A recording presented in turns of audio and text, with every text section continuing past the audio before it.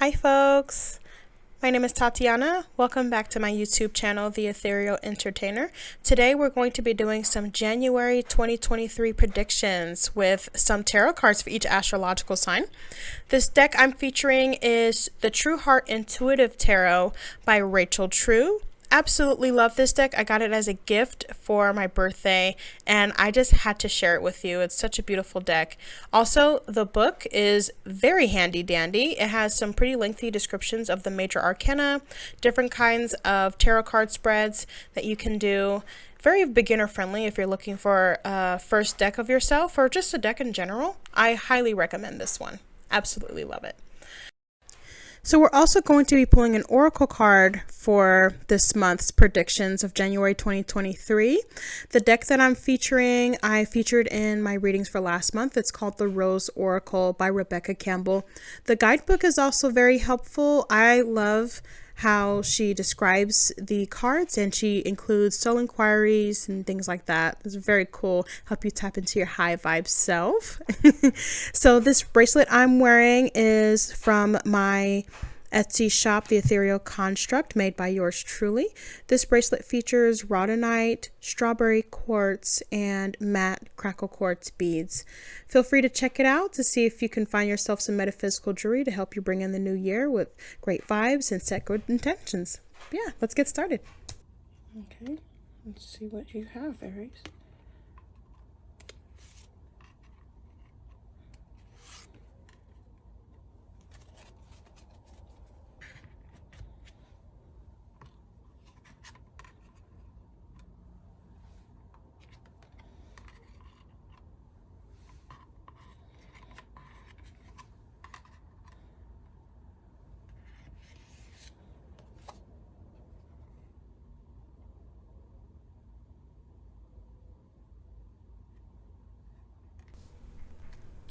Okay, Aries, so we're going to get into your first card placement in your sun position. We have the Princess of Discs, or also known as the Page of Pentacles. This is a card that has to do with manifestation in the material realm. This is learnedness. This is learning how to deal with your finances or opportunities given to you and handling them well. So this card is indicating that there's some opportunities coming your way, some financial opportunities, career opportunities, your ability to develop your skills or your craft is right around the corner if you haven't been working on it already. So that's a really good way to start off a new year, right? That's pretty amazing. So definitely, if you feel creative or you feel moved to go for something, this card is telling you to listen to that intuition because it's going to lead you to something really good and very successful and fruitful for you.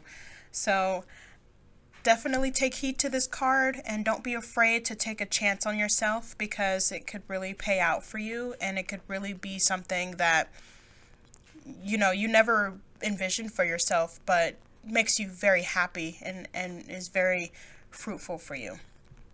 So now moving on to the moon position for you, Aries, we have the Nine of Cups in the reverse position. So in the upright, this has to do with contentment and being good where you're at. You are happy. You feel good with what you have. And when this card is in this position, it means that there's some issues with feeling gratitude. Maybe there's something going on. It's like it's hard for me to be grateful. It's hard for me to be thankful for what I have. Maybe there's something that you want that you're not getting, or maybe you have what you want and it's not what it was all cracked up to be. And the the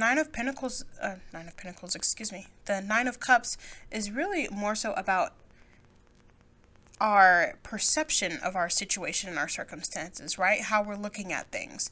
And maybe it's that you're looking for something and you're not getting the gratification you want because you're looking for something you don't need or you're looking for too much. Maybe you're kind of basking in gluttonous behavior a little too much. Maybe you've been like, oh my gosh, I have all these cravings and it seems like no matter what I eat or how much I eat, I'm not satisfied.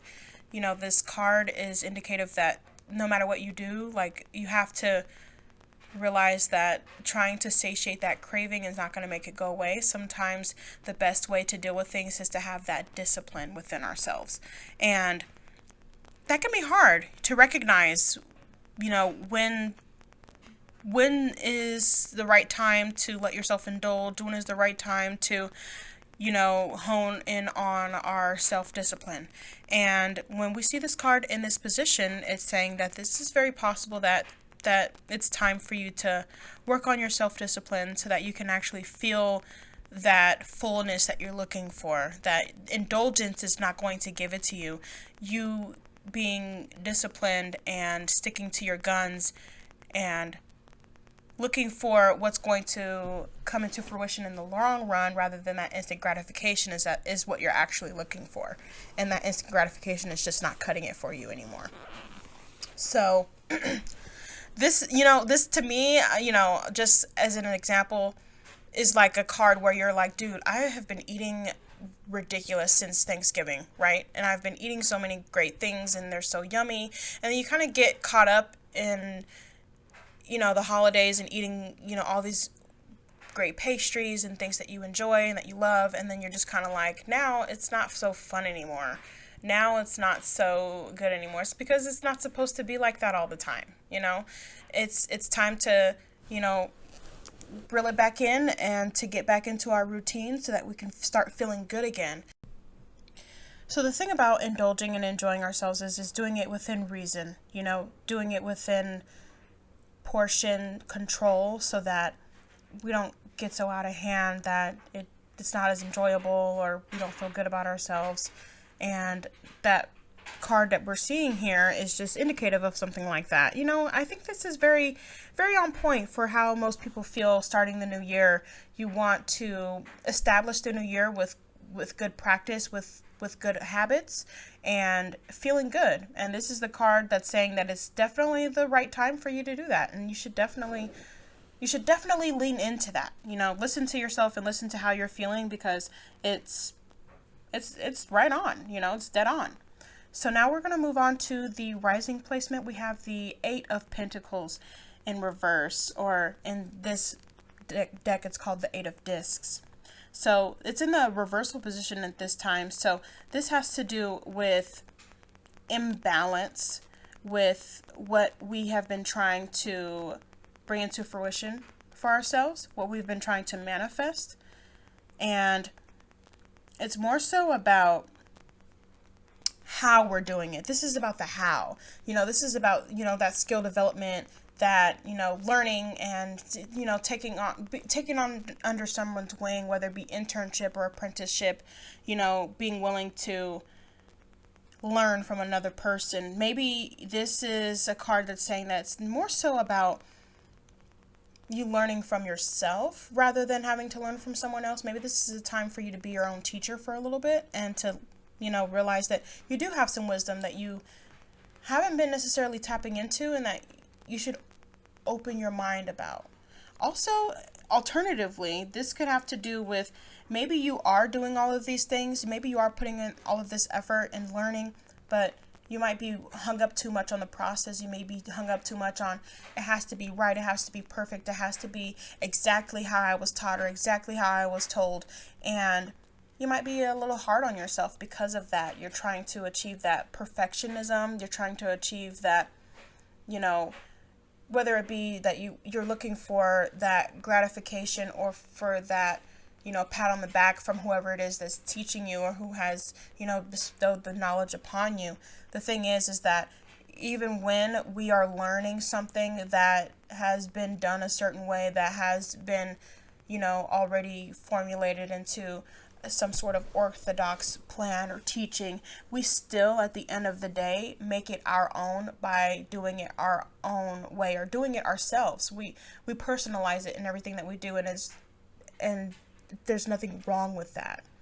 And maybe this card is showing up to let you know that you're being a little hard on yourself when you're actually just doing things your own way. You're putting your own flair on things. It's not a mistake. It's not necessarily that you're doing it wrong. It's just that you're doing it your way. And that's what makes it unique, coming from you versus coming from another person. You know, people can all learn the same thing, but when they teach another individual that information, it doesn't all come out in the same way. It does not all come out in the same message exactly. You know, we all do it in our own way that makes sense to us. We internalize it, and then we share it with other people in a way that resonates with us. And I think that when you see this card, it's just indicative that that's part of your process, and to not be so hard on yourself about that, because you have every right to be unique, even within a situation where you're learning something from someone else that's been done before and done before and done before. All right, so we're going to move on to your oracle card placement for January. We're going to get into the excerpt in the book, and it also comes with like a cool little mantra or just a affirmation that you can apply to. So I'll read that to you as well. The second bloom. A second chance. It's never too late. New possibilities. This is a card of second chances, new beginnings, regeneration, and reinventing yourself. It's never too late to surrender to what's blooming within you. All that matters is that you surrender to the buds that are longing to grow and be known. No matter your age or what you have previously occurred, this card is an invitation to surrender to a second bloom, to welcome the new and share it with the world, to acknowledge the secret passions, longings, creations, and yearnings, and let them bud and bloom. If we properly allow things to end, new beginnings will always come. If we surrender to the cycles of life, after winter, spring will always return. If we tend to the seeds in the fertile earth, they'll eventually emerge. Just as we think the season's over and winter's drawing near, some roses bless us with an unexpected second bloom. This card appears in a spread. If this card appears in a spread, it's a likely sign that you are too set for a second bloom. Perhaps you have a creation that's waiting to be brought forth. Or maybe it's a new relationship or passion in your life. Maybe what's waiting to be born is a new version of you. The more open we are to change, the more open we are to life. The more open we are to life, the more open we are to being born again anew. Yes, this is what it means to truly live, being open to saying yes to life. So when you eventually take your last breath, you'll do so while still fully living. Soul inquiry. What unexpected thing wants to bloom within you? I also think that this card is very on point for where we are right now in starting a new year, 2023. January is here, and now we're able to set intentions for how we want this new year to go. And maybe there's something that you're realizing within yourself, or a talent, ability, or just a feeling, experience that you're ready to acknowledge, and you're ready to fully embrace as part of your journey. And this card is indicative of that kind of energy, and I think that's very cool. I think it's a great way to start off a new year, and I hope that all your resolutions come true, that the holidays were extremely good to you, and that you're very kind to yourself. Thank you so much for listening and for watching, and I hope to see you back really soon. Hit that notification bell so that we can do this again next month. Bye!